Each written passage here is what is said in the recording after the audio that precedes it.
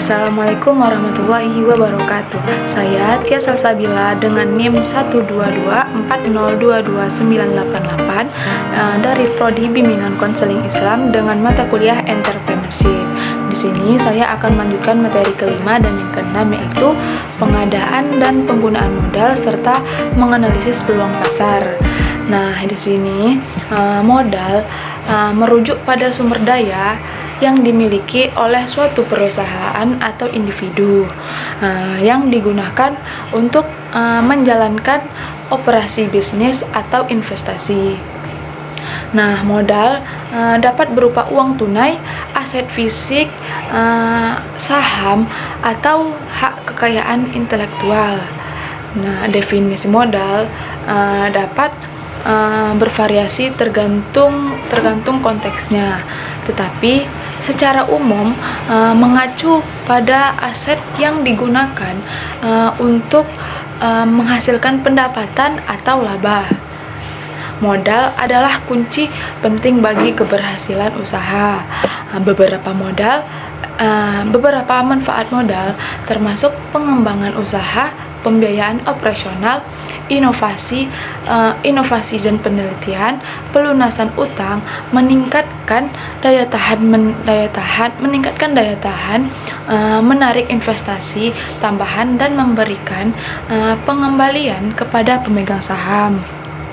Dengan modal yang cukup dan dikelola dengan baik, perusahaan dapat meningkatkan peluang kesuksesan dengan jangka panjang dan mencapai tujuan bisnisnya.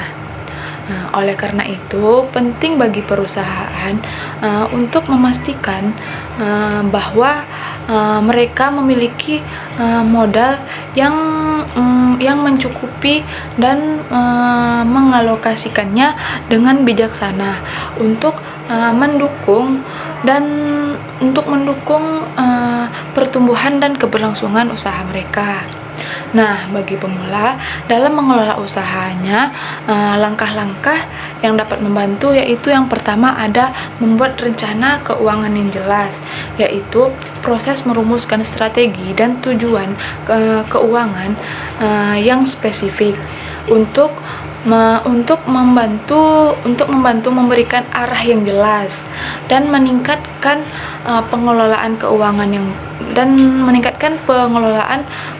yang efektif dan mencapai tujuan keuangan yang ditetapkan. Yang kedua ada mengontrol biaya operasional, yaitu merujuk pada proses manajemen yang bertujuan untuk memantau, mengevaluasi dan mengurangi pengeluaran terkait dengan operasi sehari-hari. Nah, yang ketiga yaitu mencari pendanaan tambahan jika diperlukan, merujuk pada upaya untuk mengumpulkan dana tambahan di luar sumber daya keuangan yang sudah ada. Ini yaitu untuk membiayai operasi atau pertumbuhan bisnis dengan memperhatikan langkah-langkah tadi.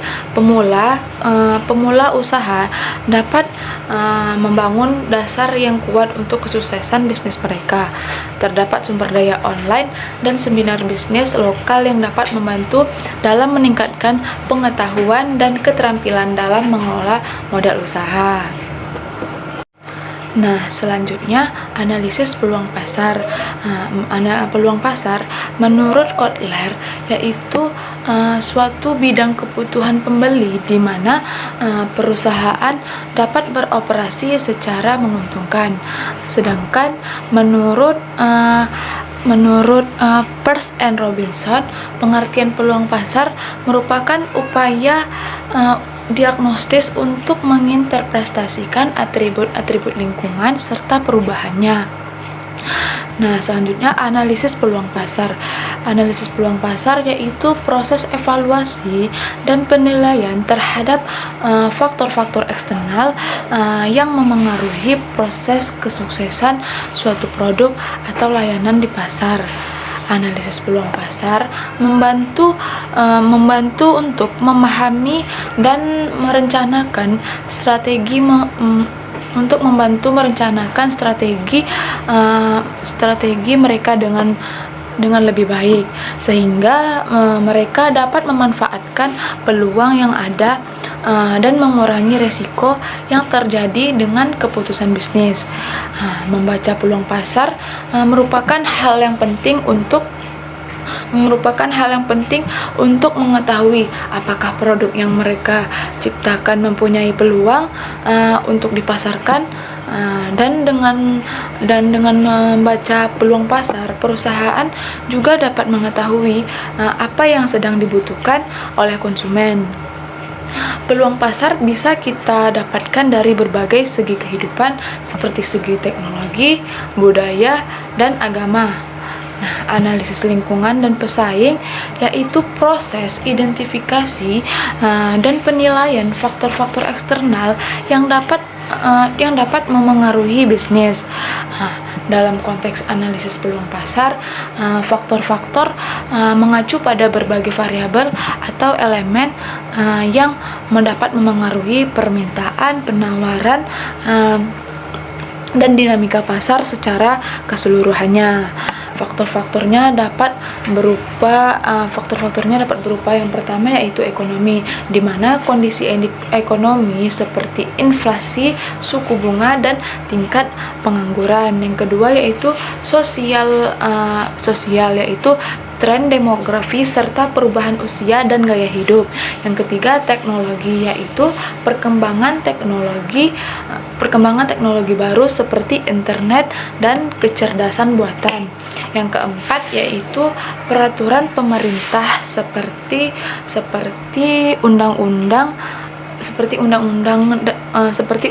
lingkungan dan pajak. Yang kelima yaitu perubahan undang-undang dan peraturan yang dapat memengaruhi bisnis kita. Sekian dari saya, lebih dan kurang saya mohon maaf. Assalamualaikum warahmatullahi wabarakatuh.